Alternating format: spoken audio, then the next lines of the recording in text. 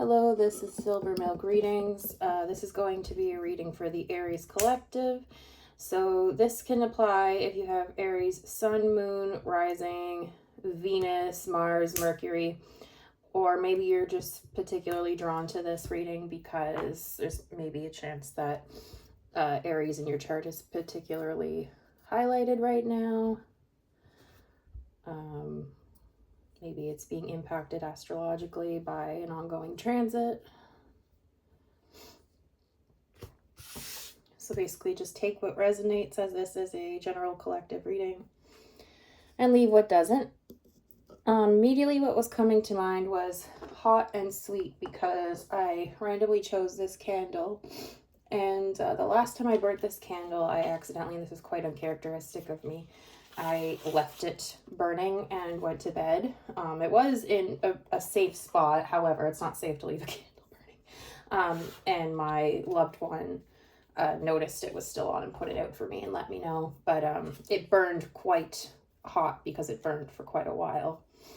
And it's a very sweet smelling candle. So it was just, I got Knight of Wands.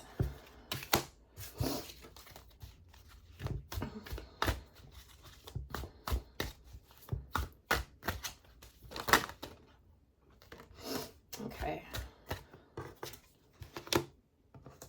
Hot and sweet.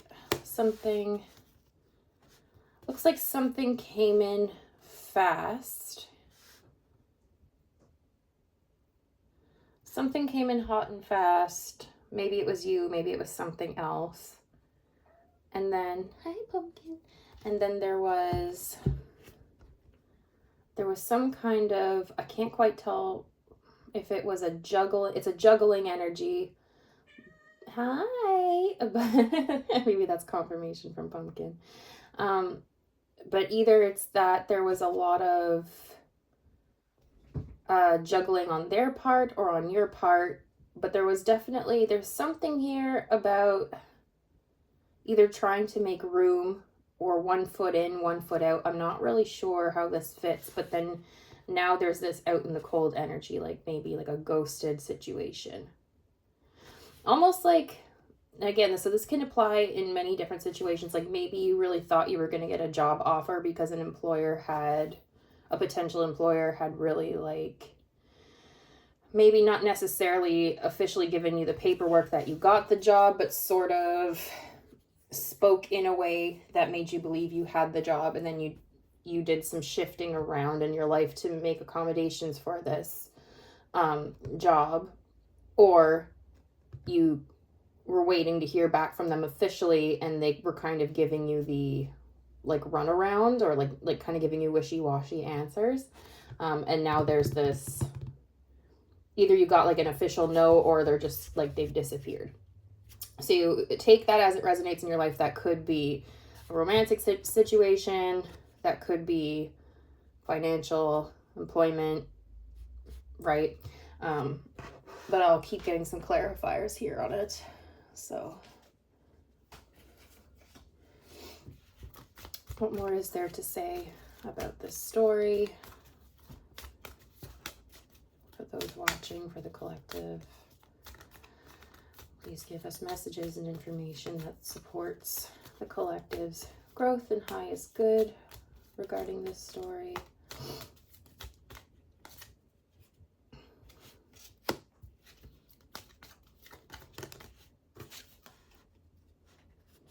So it's funny that I got hot and sweet before we started, because I just got something sweet. These are just cards I made myself. I also got a no. I got defiance, oppose, no.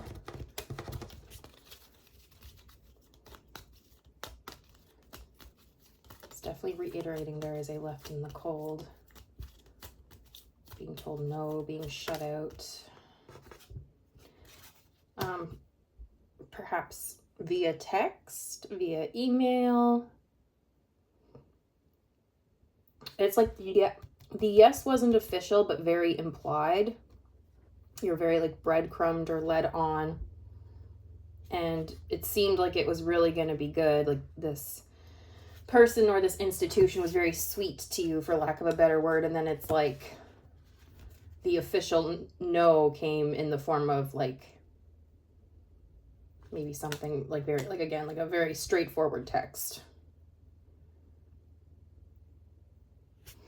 Okay, how is this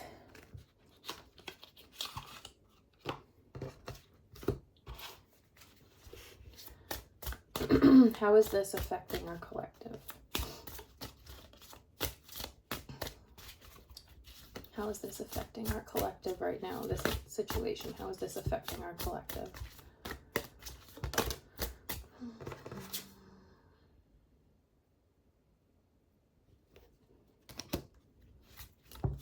You feel defensive.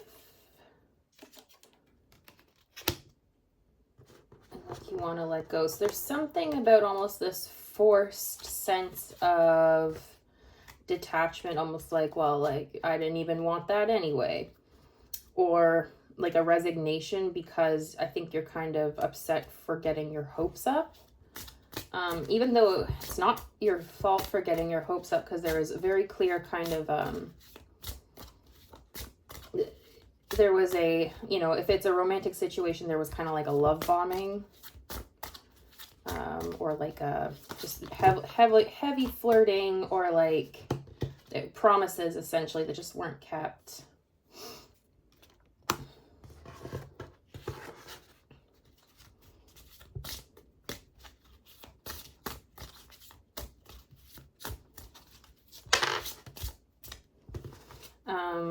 I think some of you might be coping a little bit with some dopamine oriented, like, so for some of you this could be like snacking really heavily, kind of drowning yourselves in short form video content, could be, you know, substances. At the heart of it, though, what you really feel is deceived. And you're kind of in this space of like redirected aggression towards yourself in some way, because you don't necessarily want to fully immerse yourself in the feelings around having been deceived. So it's like almost this defense mechanism in order to avoid the grief around being deceived. You're kind of taking it out on yourself by doing this like weird detached thing, drowning yourself in dopamine, kind of maybe beating yourself up a little bit for letting yourself be deceived. Because it's almost like it feels less scary, less like because the feeling of the concept of letting yourself really feel the grief of having been deceived feels like your brain is kind of making you think it's going to feel like drowning, and then what you're doing to yourself instead is like doesn't feel like drowning, if that makes sense. Which sucks, because it's like somebody's already did you wrong, and now you're just going to keep doing yourself wrong? Like, how is that fair? But I guess it's because you think that it's okay, I've been hurt, and now really letting myself acknowledge the fact that I was hurt is just going to hurt more. So I guess you are trying to protect yourself in some way, but it is counterproductive, is what you're not realizing. Why did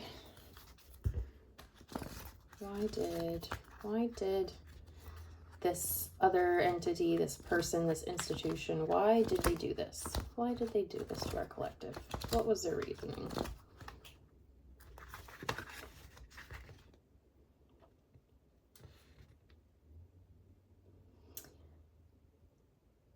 They are not organized. They have too much on the go. And you're not the only person they're promising things to and not being able to come through on their promises. Okay, I'm getting this very erratic, it's a very erratic vibe. They're trying to do too much at once, and it's not in order. It's very chaotic. There is some kind of an earnestness, I feel, but at the same time, like, they're not grounded. So their earnestness isn't coming with integrity. It's almost just like being excited with very little direction. Yeah. We get a little further insight into that, please, into that energy from that entity as to why they did this to our collective.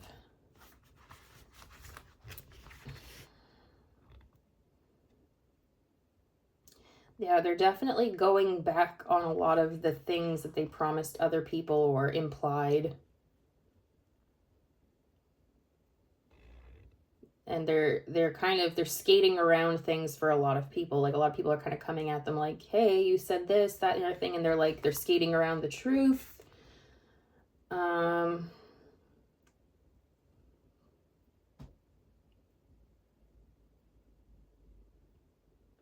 They are going to be forced to slow down, and I think they're a little scared of being forced to slow down and having to really think. It's almost giving mania. Like, they're kind of really, they feel like this weird, I don't know if it's like invincible, but they do feel they're getting this weird high off of being this way, but at the same time, they can't deny the fact that they're hurting a bunch of people or letting people down or compromising their integrity. And like, that is hanging out in like the body of the vehicle.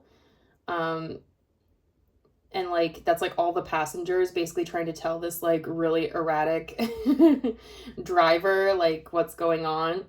And the driver like can hear it but doesn't want to listen, and at some point the car is going to run out of gas, and then they're just going to have to listen, and they don't want to. They want to keep riding this high.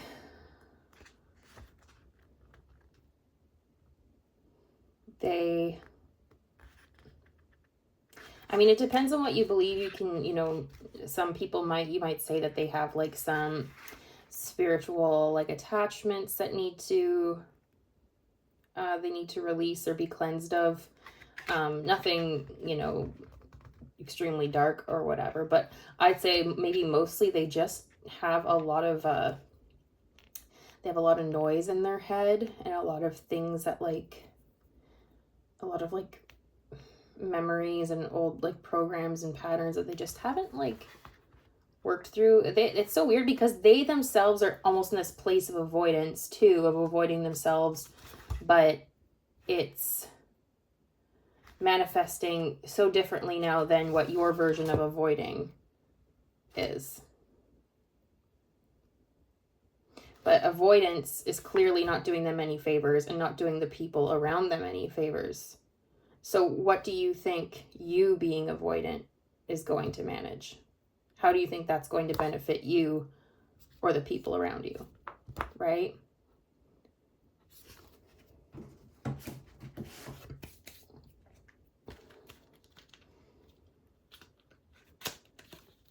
What would be our collective's best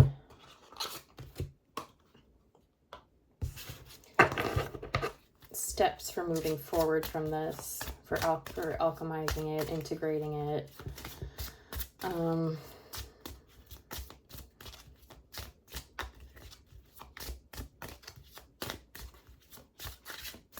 Taking care of themselves the best way they can. What are we advising our collective to do next to handle this?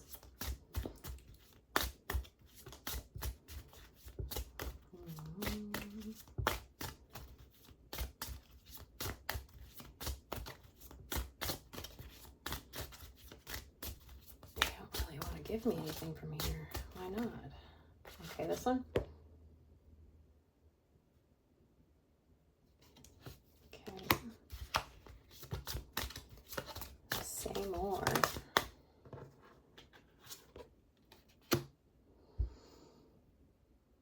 Okay.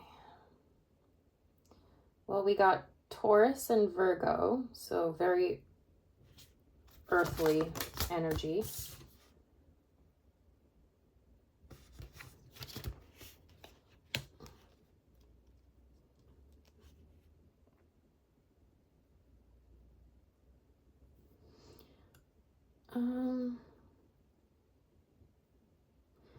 So like these cards kind of have like they can kind of create like a sentence. So it says, use the most direct way and do what you must do and let your feelings tell you how to. So there is something around just letting yourself feel it. But I'm sensing that there's a block.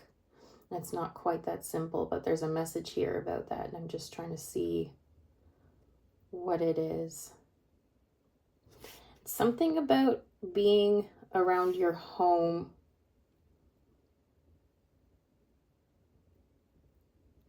in solitude. And almost like doing menial tasks that serve you and your home space.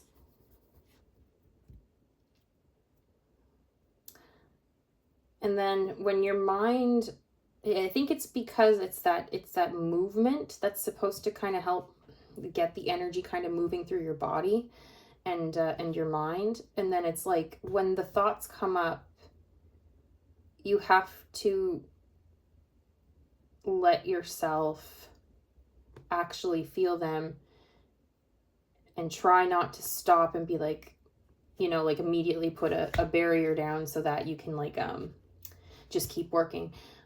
You're not at work around a bunch of people. You're at home by yourself. You're allowed to like cry. You're allowed to like have your feelings. So in some way, shape, or form, you have to let that, but there's something about a block here. I can feel it. Okay. I need more information about how they can overcome this block. I'm getting funky vibes about that. They're like almost like I can see like people making faces. I don't know. There's a block that's stopping them from letting them grieve being deceived.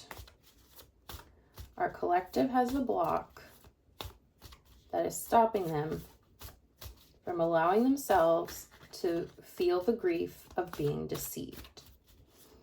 What can our collective do to overcome this block, to move through it, and to really get these feelings moving out of their body?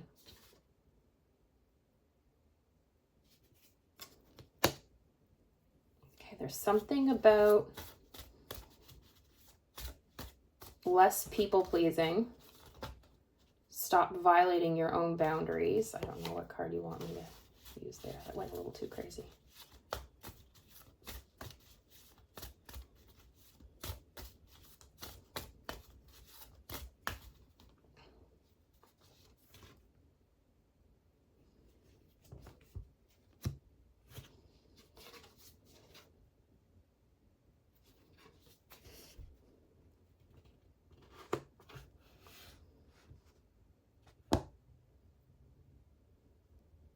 Because you don't trust yourself with these feelings.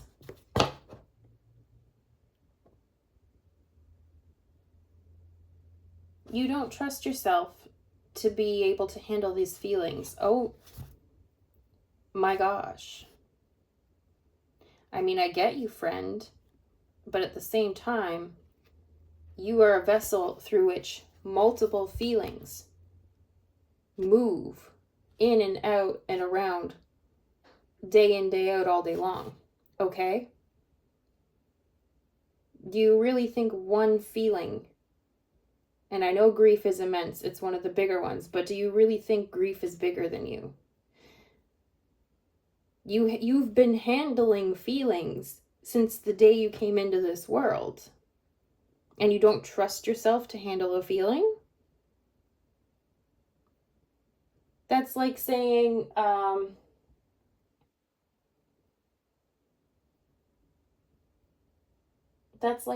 that, gosh, I don't have a good analogy right now.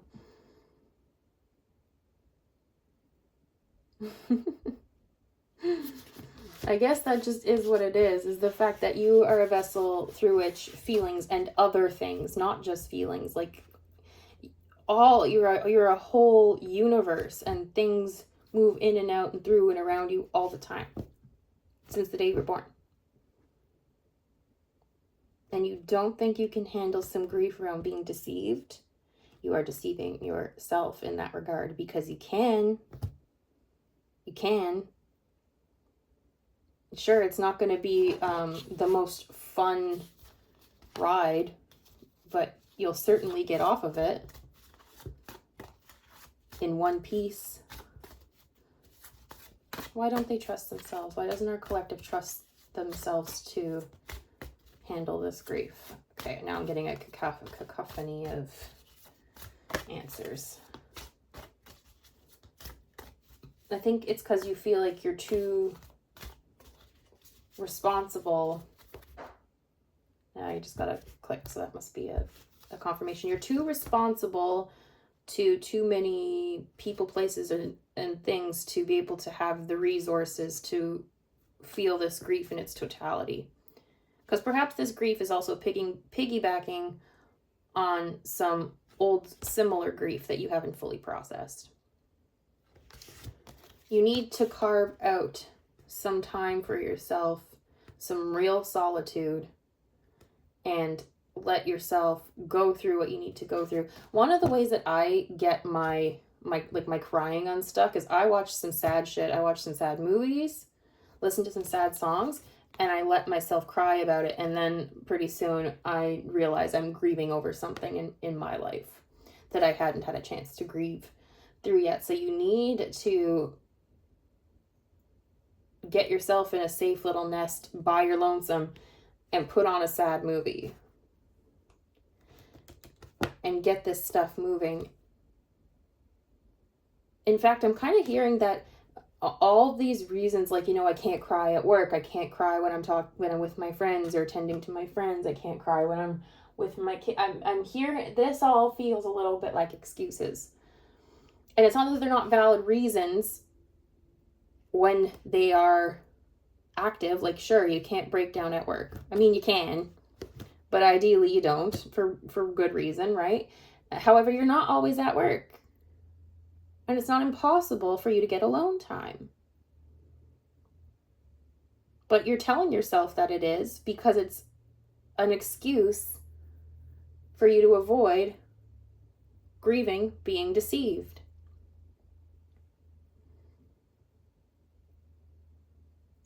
And now I'm almost hearing some protests around, well, if you're saying that this person didn't really mean to deceive me and it wasn't, malicious, then do I really have the right to grieve? Yes, you do.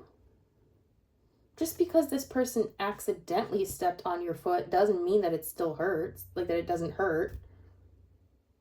It hurts.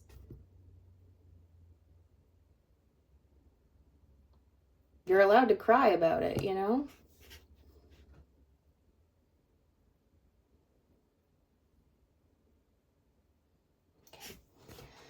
Let's see if there's anything else we can get for our collective.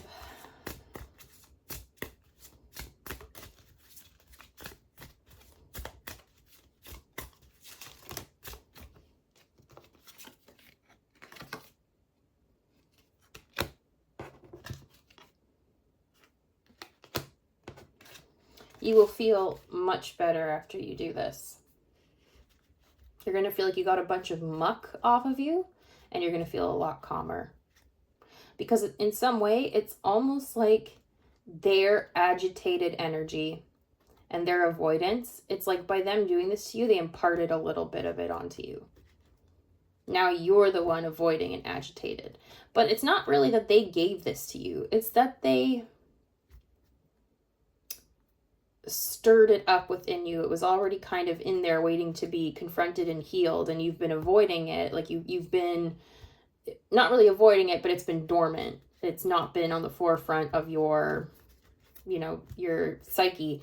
And this experience with this person really brought it out, and it's your choice now whether or not you heal it or you stuff it all down with everything else and now add this to the pile to be in the future at some point triggered and requested to be healed again. And it's just going to keep periodically being asked to be confronted and healed until you do so. And it's just going to get muckier and muckier and feel more and more agitating every time. You have to like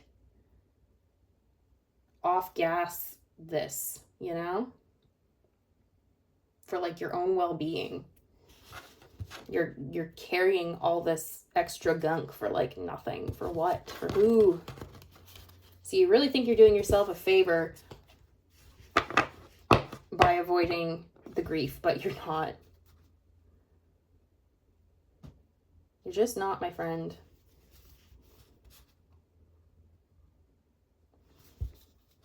And I feel like your guides are really watching and hoping that you'll rise to the challenge this time. Because I feel like they really believe in you. They don't want to see you drowning it anymore.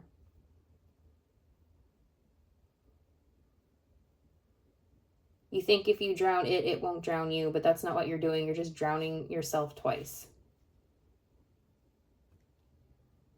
You're drowning yourself in this unhealed, unprocessed wound now. Grief isn't actually going to drown you. This is an invitation to do shadow work.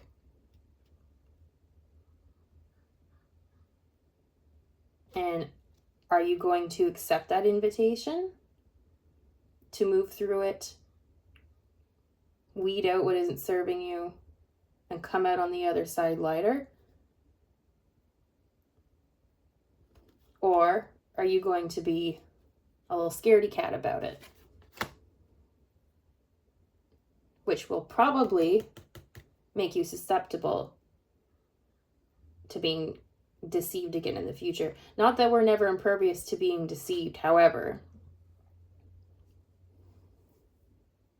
there's probably a certain type of deception, should you make the choice to process this grief around this deception, that you might find you have a lot more discernment about in the future.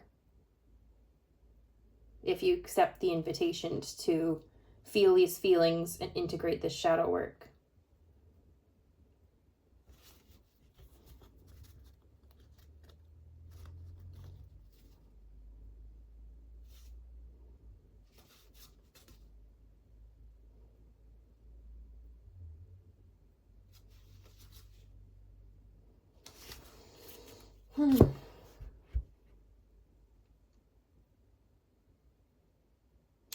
Kind of feel like that might be all that I'm getting, but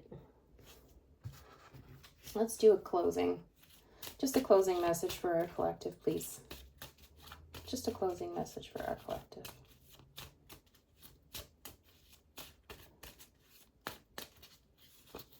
Okay.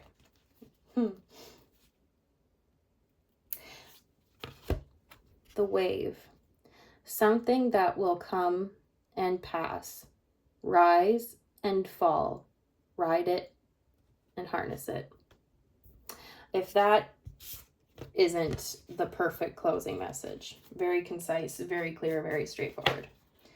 All right, that's what I have for you, Aries Collective. Thank you so much for tuning in, and we'll see you next time. Best wishes. Love.